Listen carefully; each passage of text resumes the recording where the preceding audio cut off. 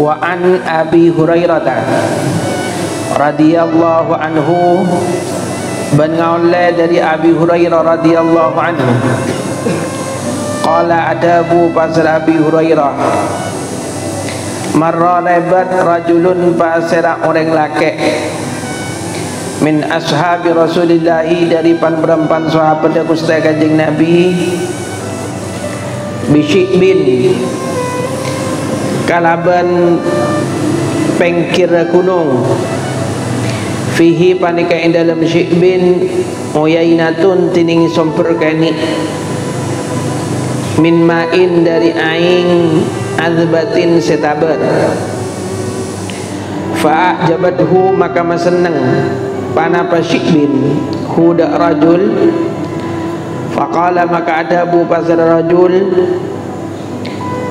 lawi tazaltu bagus ajawi kaula annasada manusia, fa aqamtu maka amukim kaula fi hadza syibi endalum ka ditopeng kira gunung, walan af'ala bentak bakal ala ko kaula hatta astazina sampai nyuun izin kaula Rasulullah dak Gusti Kanjeng Nabi Muhammad sallallahu alaihi wasallam. Fadzakara maka nutor pasal rajul zalika dak disalawi tazaltu annasa di Rasulullah dak Gusti Kanjeng Nabi Muhammad. Faqala maka adabu pasal Gusti Kanjeng Nabi, la taf'al jak ngelakoni sambian, fa inna muqama ahadikum maka sangkuna netepna salah setunggal sampean kapi fi sabilillahi in dalam jalan Gusti Allah, afdalu panika lebih utama min salatihi ittifang salat ahad fi baitihi in dalam ramana ahad sab'ina in dalam petong polo apana aman tauna, ala tuhibbuna apa-apa tak seneng sampean kapi, ayaghfira dak kotunya pora Allahu pasal Gusti Allah lakum dak sampean kapi, wa yudkhilakum ban mamasok pasal Gusti Allah kum dak sampean kapi, al jannata dak swarga, uzu aparanga sampean kapi fi sabilillahi in dalam jalan Gusti Allah, mantining pasal orang qatala panika perang pasal man fi sabilillahi in dalam jalan Gusti Allah, fuwa qanaqatin in dalam rakirana meras susuna ontah, wajabat maka tetap lahu dakman al jannatu panapa swarga. Diceritakan dari Abi Hurairah, Abi Hurairah menceritakan kejadian pada zaman Nabi masih hidup. Ada seorang laki-laki dari sahabatnya Rasul itu berjalan di lereng gunung. Kemudian di lereng gunung ini ternyata ada mata air yang kecil yang rasanya tawar.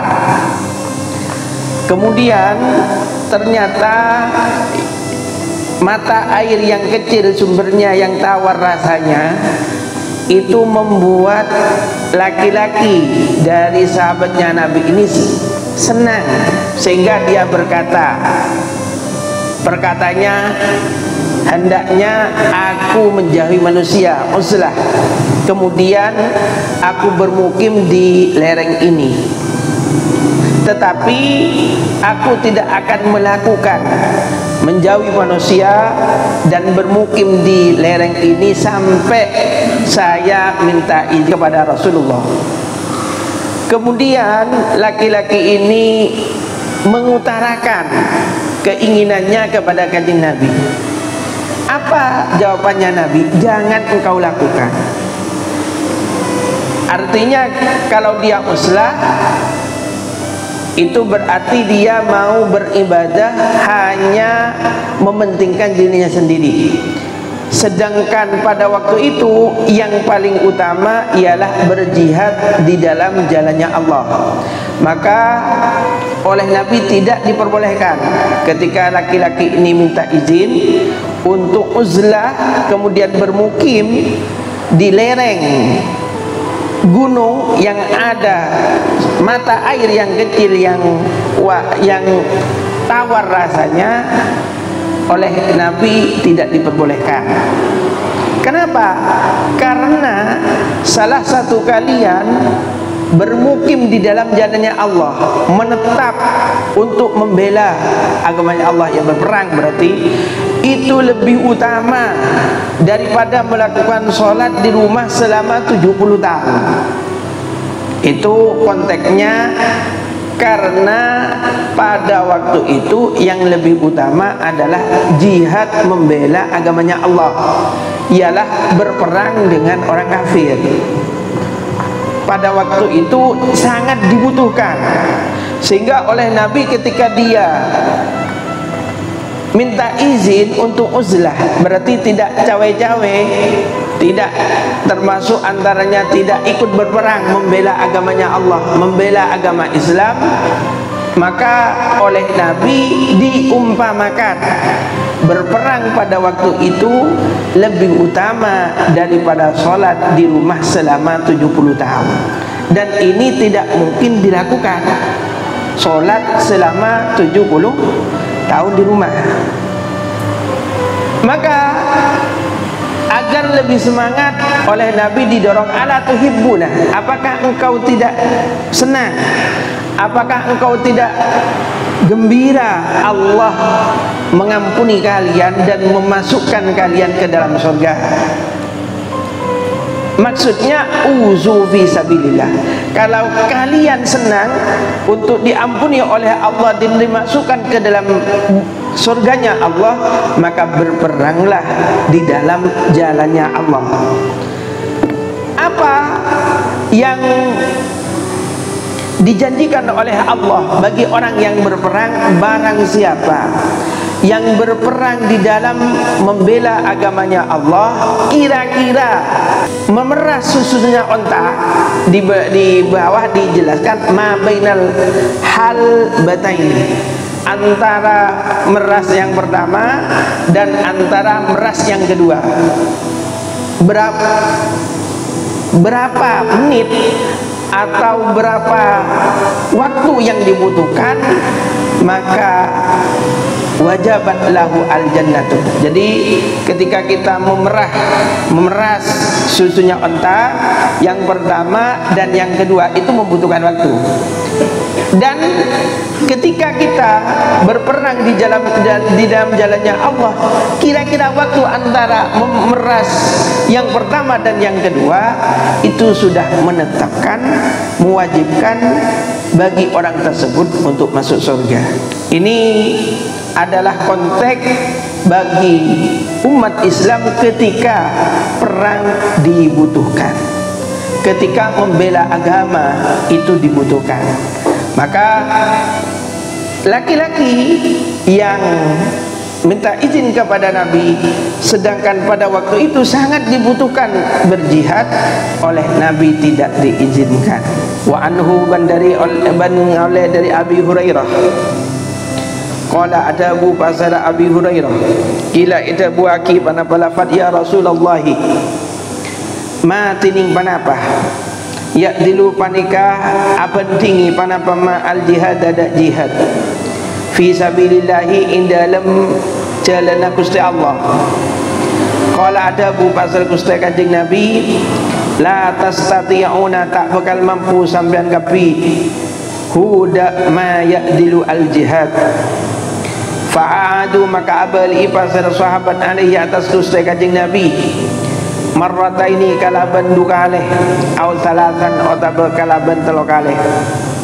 Kullu dzalika tining sajana ka disa aadu yaqulu panika adabu pasal Gusti Kanjeng Nabi, la tastati'unahu, tak bakal mampu sampean kapi huda ma ya'dilu al jihad. Summa qala maka pas adabu pasal Gusti Kanjeng Nabi fi salisati in dalam ampelan senomor telok masal mujahidi, tining perumpamana orang yang perang fi sabilillah in dalam jalan Gusti Allah, kama salis shaimi panika akati sapadana orang yang pasah al-qaimi saya salat malam, al-qaniti saya netepi macah bi ayatillahi kalaban pan ayat Gusti Allah, la yafturu tak kendur pasera, as-shaim min siyamin dari puasa, wala sholatin bentak solat hatta yarji'a sampai abali, al-mujahidu pasara orang yang siap perang fi sabilillah in dalam abela agama Gusti Allah. Hadis yang seterusnya juga didapat dari Abi Hurairah. Abi Hurairah berkata, ada orang bertanya. Jadi Abi Hurairah menceritakan seseorang yang bertanya kepada Nabi, ya Rasulullah, pekerjaan apa yang menandingi, yang menyamai jihad fi sabilillah, berperang di dalam jalannya Allah? Pekerjaan apa yang sama derajatnya, yang sama pahalanya di sisi Allah dengan berjihad fi sabilillah? Oleh Nabi dijawab, kalian tidak akan mampu melakukan itu, tidak akan mampu melakukan perkara yang menyamai berjihad fi sabilillah. Oleh sahabat diulangi sampai 3 kali dan jawabannya sama, la tastati'unahu. Kalian ketika menginginkan pekerjaan yang menyamai jihad fi sabilillah, kalian tidak akan mampu melakukannya. Dan yang ketiga, setelah Nabi mengatakan la tastati'unahu, kemudian Nabi ditambahkan, dijelaskan oleh Nabi, masal mujahidi, perumpamannya orang yang berjihad fi sabilillah ialah sama dengan orang yang berpuasa, yang melaksanakan sholat setiap malam, yang selalu membaca ayat-ayatnya Allah. Jadi siangnya berpuasa, malamnya sedikit tidur dan digunakan untuk sholat malam. La yafturu, ia tidak pernah kendur, tidak semangat untuk melakukan puasa, tidak pernah lemah untuk melakukan sholat. Ini hatta yujahidah, sampai orang yang berjihad itu pulang dari jihadnya. Jadi ukurannya, kalau kalian ingin sama dengan kedudukan orang yang berjihad, misalnya orang yang berjihad itu maju ke medan perang selama 1 bulan, misalnya berangkat dari rumah sampai ke medan perang dan ada 1 bulan, seperti itu juga yang harus kalian lakukan. Selalu berpuasa dan setiap malam tidak pernah lemah, tidak pernah bosan untuk selalu melakukan sholat di waktu malam, yang ketika ada di sela-selanya melakukan sholat ialah membaca ayat-ayatnya Allah, membaca Al-Quran. Seperti itu perbandingannya. Kalau 1 bulan yang berangkat perang, maka 1 bulan juga yang melakukan puasa, sholat di waktu malam, sepanjang malam, hanya menyisakan sedikit. Kemudian di sela-selanya melakukan sholat ialah membaca Al-Quran. Tidak pernah patah arang, patah semangat untuk melakukan puasa dan sholat. Baru ini menyamai perbuatan atau pekerjaan jihad fi sabilillah. Bahkan dijelaskan di dalam riwayat, dan ini tidak akan mungkin dilakukan. Coba diteruskan saja. Wa fi riwayatil Bukhari, ban panika inda dalam riwayat Imam Bukhari, anna rajulan tining saungkuna orang laki. Qala panika ada Abu Basir rajul, ya Rasulullah, adu utusna Gusti Allah, dullani nutu akina sambiani dak kaula ala amalin, atas kelakuan tak yadilu semadani panapa amal al jihad, dak jihad. Qala ada Abu Basir Gusti Kanjeng Nabi, la ajidhu, tak bakal mangki kaulah, tak mangki kaulah huda amal. Suma qala, maka pas ada Abu Basir Gusti Kanjeng Nabi, hal tastati'u, apa mampu sambian, idza kharaja inda dalam keluar al mujahidu pasana orang yang jihad antadkhula dak kau tu masuk sambian masjid kada masjid sambian fatakuma maka sebab solat malam sambian wala taftura bentak kendur sambian wa tasuma ben apa sambian wala tuftira bentak muka sambian faqala maka ada bu pasar rajul wa man bantining pasera yastati opanika mampu pasaraman zalika daka isa antadkhula masjidaka fatakuma wala taftura.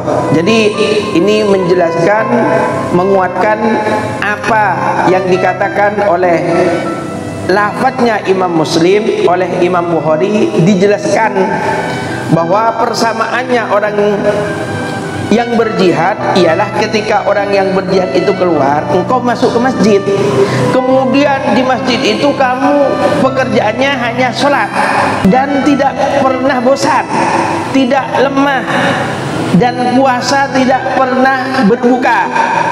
Artinya setiap harinya selalu berpuasa. Sehingga dijawab oleh rajul, kalau seperti itu Rasul, maka tidak ada yang mampu untuk melakukan. Jadi 1 bulan kalian masuk ke dalam masjid, di masjid kalian sholat, pokoknya sholat. Ketika kalian qadil hajah keluar, sholat lagi setelah qadil hajah, atau ketika kebutuhan manusiawi, makan dan seterusnya, kembali lagi ke masjid untuk melakukan sholat. Ini diakui oleh sahabat tidak akan mampu, apalagi bagi kita yang imannya masih lemah.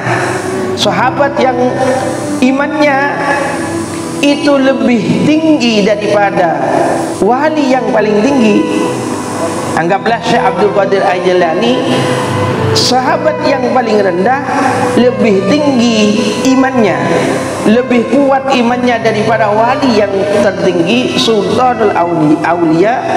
Ini saja masih mengakui bahwa dia tidak akan mampu melakukannya. Wa anhu bandari Abi Hurairah anna Rasulullah sallallahu alaihi wasallam qala panika ada bu pasar kustai kanjeng Nabi min khairi ma'asyin nasi, panika dari bagusa kaudina manusia, lahum ikan di annas rajulun tining orang laki mumsikun senekuk bi inani farasihi kalaban kendalina jaran rajul fi sabilillahi indalem jalan Gusti Allah, yatiru halai pencepat pasar rajul alamat nihi atas numpak tengana faras kullama sami'a indalem samang sana mirang pasera rajul hayatan da suara namuso au faz'atan otaba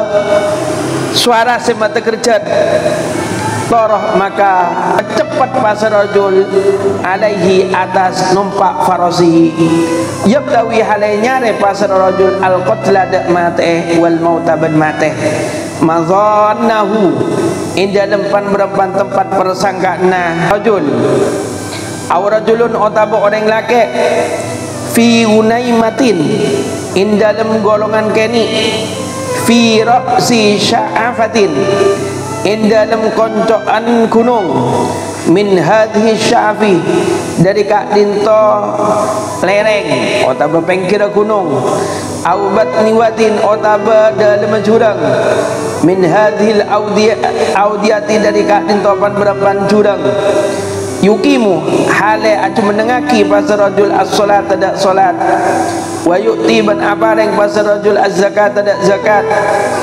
wayak budu menyembah pasar rajul rabbahu dak panggilan rajul hatta ya'tiyahu sampai datang hudak rajul al-yaqinu pana pepatih laisa tada pasar rajul minan nasi dari manusia illa fi khairin kecuali panika dalam kebagusan.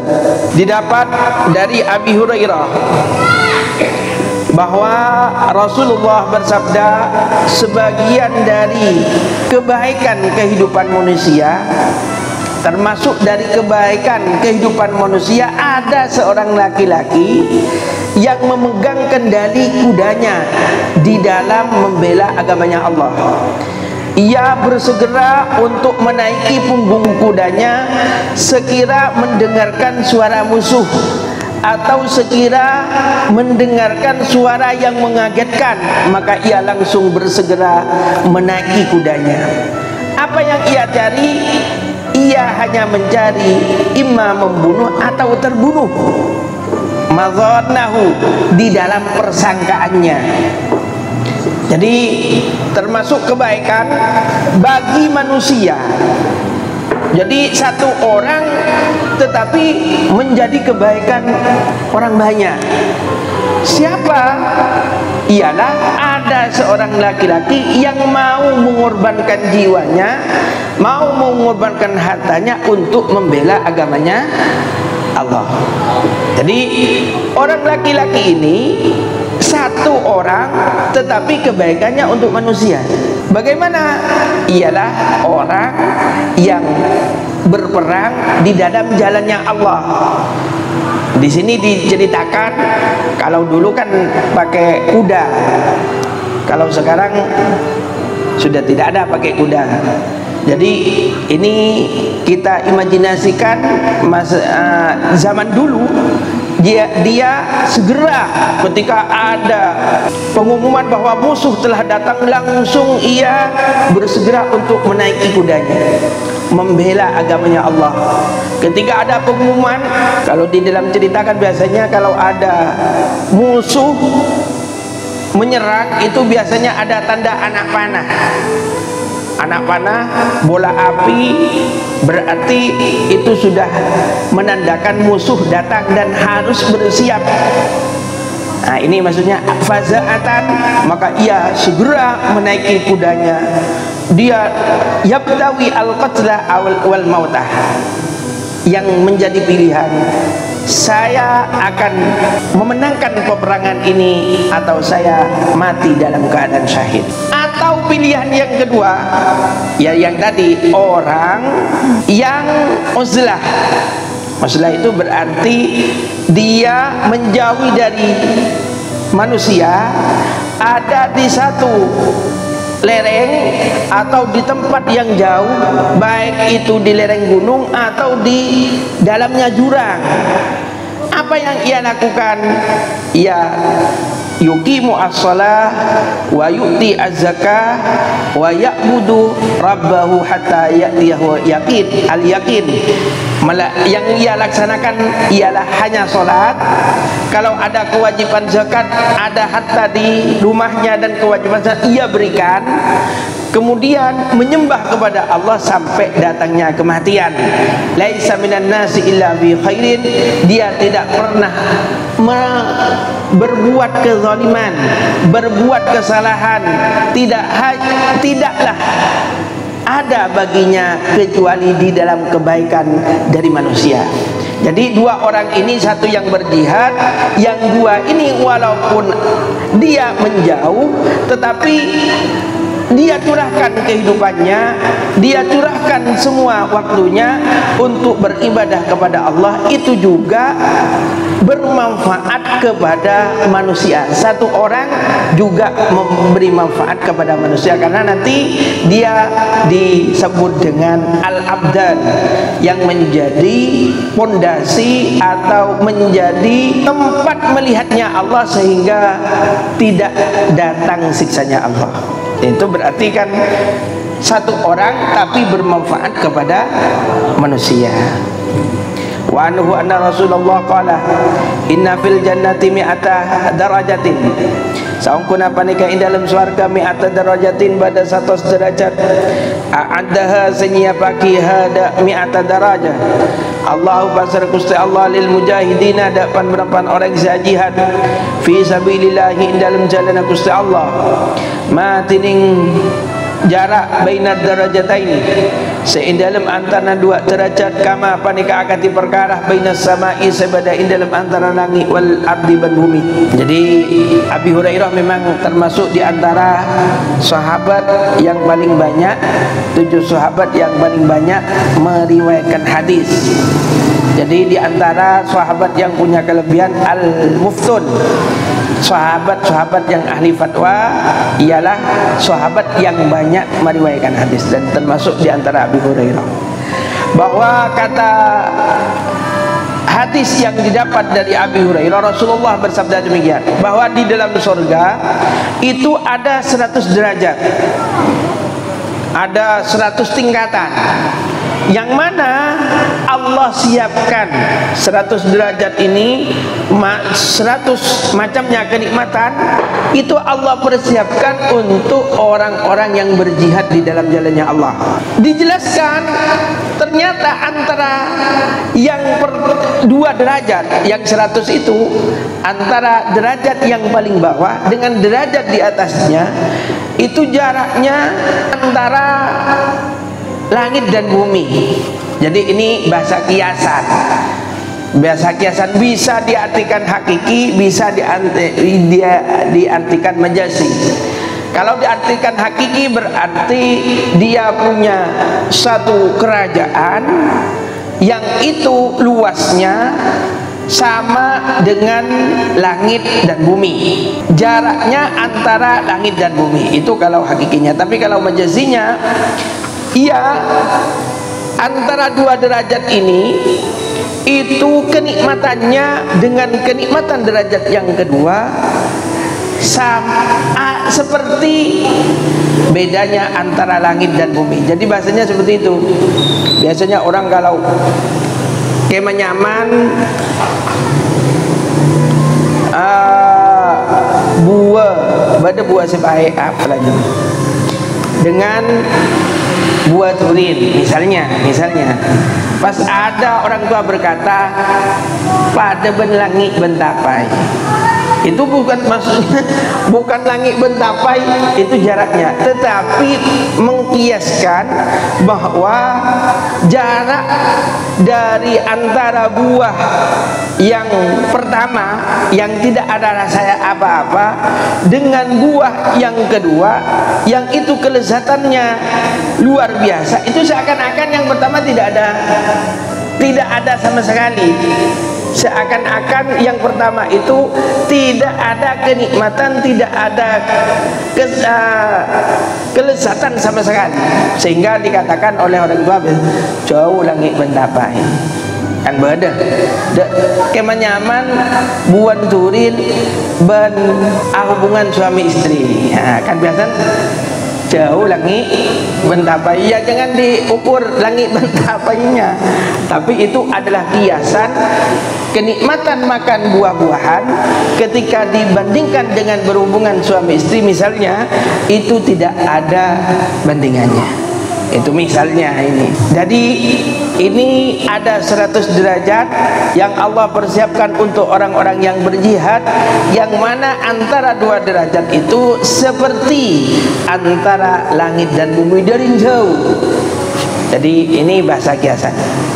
Wa Nabi Sa'id Al-Khudri radhiyallahu anhu anna Rasulullah qala panika ada bu pasra kuste kanjeng Nabi ya Aba Sa'idin, he Abi Sa'id mantining pasra orang radhiya panika ridho pasra man billahi kalaban Gusti Allah rabban halayati pangeran, wa bil islami ban kalaban Islam dinan halayati agama, wa bi Muhammadin ban kalaban Nabi Muhammad rasulan halayati utusan, wajabat maka tetap lahu ikan diman al jannatu panabas warga. Fa'ajiba maka kasabu lahada kalimat Abu Sa'idin pasal Abu Sa'id. Faqala maka ada Abu Pasera Abu Sa'id aidha abal inna sambian hada kalimat alayya atas kaula ya Rasulullah. Fa'adaha maka abal masa kusai kanjeng Nabi hada kalimat alayhi atas Abu Sa'id. Summa qala maka pas ada Abu Pasera kusai kanjeng Nabi, wa ukhra banda selain yarfa'u matengki Allahu pasar Gusti Allah biha kalaban ukhra al-abda da kabula mi'ata darajatin da 100 derajat fil jannati dalam swarga, matining perkara baina kulli darajataini sebadak yang tanah sapan-sapan dua derajat kama panika akati perkara baina samai sebadak indian antara langit wal ardi ban bumi. Qala ada Abu Pasera Abu Sa'id Wa ma ban panika panapa ya tining ukhra ya Rasulullah ada bu pasar Gusti Kanjeng Nabi al jihadu panika jihad fi sabilillah dalam agama Gusti Allah. Al jihadu panika jihad fi sabilillah dalam agama Gusti Allah. Didapat dari Abi Sa'id Al-Khudri, Nabi bersabda, wahai Abu Sa'id, barang siapa yang ridha Allah sebagai Tuhan, ya berarti ridha itu maksudnya apa yang diputuskan oleh Allah kepada dirinya ia rela, ia senang, ia lapang dada. Itu berarti man radiya billahi rabba, barang siapa yang ridha Allah sebagai Tuhannya. Jadi misalnya ketika ditimpa musibah, maka bukan hanya sabar. Jadi ridho itu ada di atas sabar. Kalau sabar itu begini, kalau kita kesandung maka innalillahi wa inna ilaihi rajiun. Itu kita bersabar karena sesungguhnya kami adalah milik Allah dan akan kembali kepada Allah. Tetapi kalau ridho, ketika kita kesandung, itu yang terucap pertama kali bukan innalillah tapi alhamdulillah. Nah, ini bahasa man radiya billahi rabba. Jadi atas cobaannya Allah bukan hanya sabar, tetapi senang dengan cobaan tersebut, karena cobaan itu menandakan Allah sayang kepadanya. Karena kan ada dalam hadis lain, barang siapa yang Allah kehendaki untuk menjadi orang baik, ada yang mengatakan yufaqihu fiddin, ada yang dikatakan Allah akan memberi cobaan disesuaikan dengan kedudukannya. Tambah dekat dengan Allah, tambah diberi cobaan yang besar. Maka oleh Nabi, orang yang paling berat cobaannya adalah orang yang paling dekat dengan Allah. Man radiya billahi rabba, barang siapa yang ridho Allah sebagai Tuhan, artinya ketika mendapatkan cobaan dari Allah, mendapatkan perkara-perkara yang menyusahkan, yang membuat hati kita terkejut, yang membuat hati kita merana, ini bukan terucap innalillah tetapi alhamdulillah. Wabil islami dina, juga ia rela Islam sebagai agama, ridha. Artinya semua yang bersumber dari Islam, semua aturan yang ada di dalam agama Islam, ia bukan hanya bersabar ketika itu adalah perkara berat, tetapi ia juga rela, senang dengan kewajiban yang diberikan oleh Allah tersebut. Wa bi Muhammadin rasulah, dan ia ridho Muhammad sebagai utusan. Artinya apa yang dibawa oleh Nabi, apa yang dianjurkan oleh Nabi, apa yang disuruh oleh Nabi, bukan hanya ia siap mengerjakan, tetapi ia dengan rasa senang. Karena ketika kita melakukan dengan dorongan kewajiban, dengan dorongan kesenangan, kegembiraan, itu lain, pahalanya lain, hasilnya juga lain. Maka di sini bahasanya man radiyah. Maka apa? Dari bahasa yang simpel ini tetapi mengandung banyak arti, sudah wajabat lahu al-jannatu, maka surga akan wajib, akan tetap, akan menjadi miliknya. Maka ketika Abu Sa'id mendengarkan ini, Abu Sa'id karena mengerti, karena faham, karena sangat memahami apa artinya ini, maka ia menjadi gembira, menjadi senang, sehingga meminta Nabi untuk mengulangi lafaz tersebut, mengulangi kalimat tersebut. Kemudian oleh Nabi diulangi sampai Nabi menambahkan wa akhra yarfa'ullahu biha al-'abdu mi'ata darajatin fil jannati. Kemudian ada perbuatan yang lain yang mana Allah mengangkat seorang hamba 100 derajat di dalam surga. surga. Antara derajat yang pertama dan yang kedua itu seperti antara langit dan bumi, seperti itu tadi. Kemudian ditanyakan, apa itu ya Rasulullah? Ialah al-jihad fi sabilillah. Al-jihad fi sabilillah adalah berperang di dalam jalannya Allah, berperang di dalam jalannya Allah. Ini berarti ada dua hikmah, yaitu yang pertama adalah man radiyah, yang kedua adalah jihad fi sabilillah. Man radiyah sampai ke belakang berarti wajabat al-jannatu, tetapi bagi orang yang berperang bukan hanya wajabat al-jannatu, tetapi dia akan mendapatkan 100 derajat di dalam surga, yang mana antara derajat yang pertama dan yang kedua itu jaraknya antara langit dan bumi.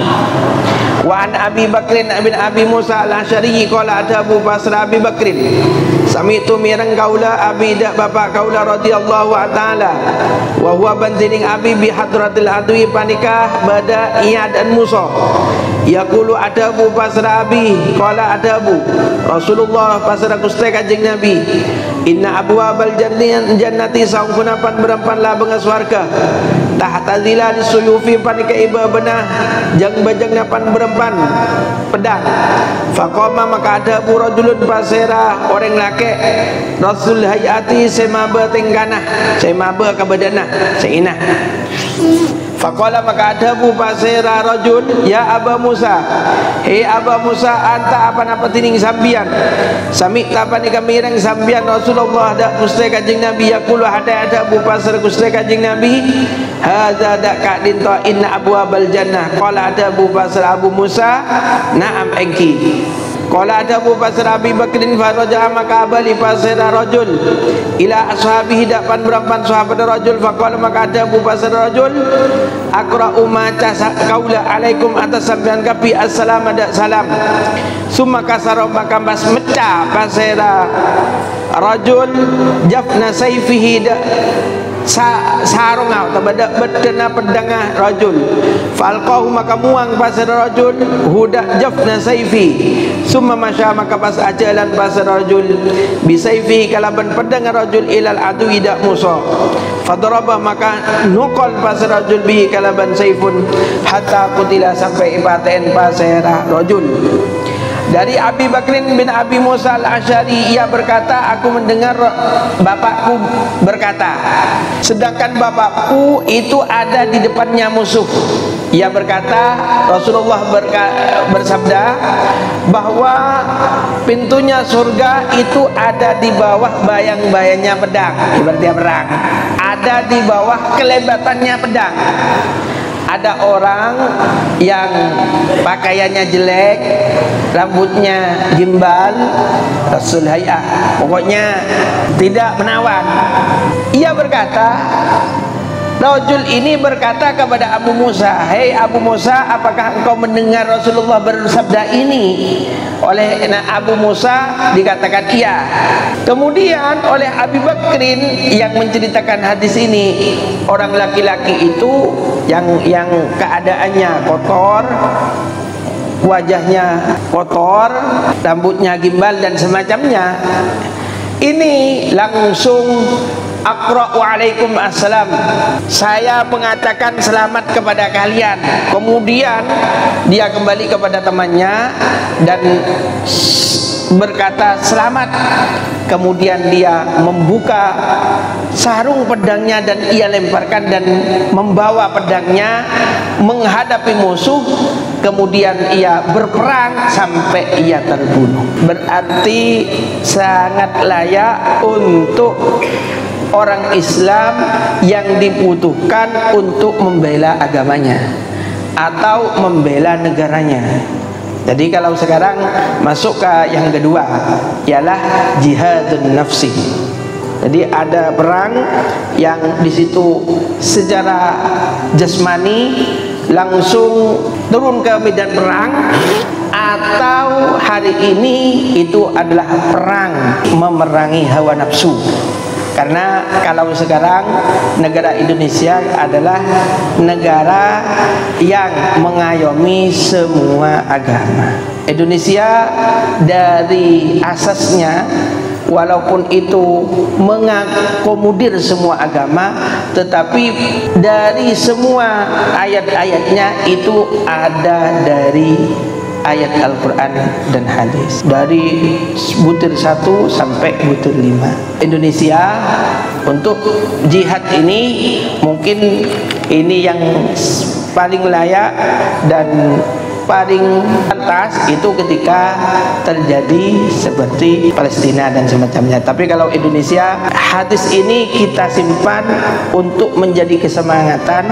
Jadi kita ketika kita dibutuhkan oleh agama untuk mengobarkan jiwa, untuk membangkitkan keberanian, untuk bermanfaat kepada orang lain, maka ini yang harus dijadikan motivasi. Ini yang nanti dibuat untuk pedoman agar kita semangat untuk perjuangan. Karena kalau dilihat dari esensi daripada jihad itu memang ada 10. Yang pertama, menegakkan keadilan kebenaran, membela diri dan orang lain dari penindasan. Ini termasuk antara hikmahnya jihad. Yang ketiga, menguji keimanan dan kesabaran. Yang keempat, membersihkan diri dari dosa, karena itu daripada hikmah berjihad itu menghapus dosa, kecuali dosa berperang, dosa punya hutang. Dan nanti kalau dia punya hutang, itu yang membayar Allah, itu artinya. Jadi kalau misalnya dia punya hak adami dan ia mati dalam keadaan berperang dan dituntut oleh musuhnya untuk membayar kezaliman atau hutangnya yang menjadi bebannya di dunia, maka musuhnya akan dibuat ridho oleh Allah dengan balasan yang ada di dalam surga. Dari saya, mana mata telimu lain itu bila bulan okay. Semoga setiap manfaat lagi dan kaulah setiap manfaat bacaan saja bisa long-kolong nang itunya ben akhirat ban aulia berokan luhur maulia berokan ke Abdul Bari ke ngaulia berokan ke Wahimin Abdul Bari. Al-Fatihah.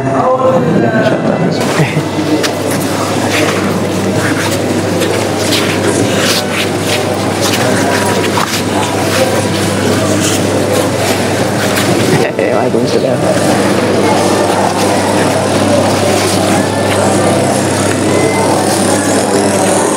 Anu plastik lah kok. Takut kalau pengen di sana. Bada saya setimin beri start Mulyadi. Kenapa? Setimin tak jalan. Beda. Boleh. Engki timin beri start Mulyadi tak baca jalan. Tapi kadang tu saya baca jalan. Oh, plastik. Berarti tak usah beri. Engki kata engki. Kenapa ke sana? Orang bersegi anu ada start Mulyadi. Sedikit lah. Kayak mana Nabi masalah bila kan? Engki kata engki lara barak. Barak gitu. Berarti antara setengah bulan dan ini kita kok pakai di Jepun tak boleh dulu dia. Sopong di meja pun dia padat. Okey. Tengok lah tinggal pakai kena pun kita nanti nah apa. Nak kalau ada saya medepak. Siapkan. Thank you.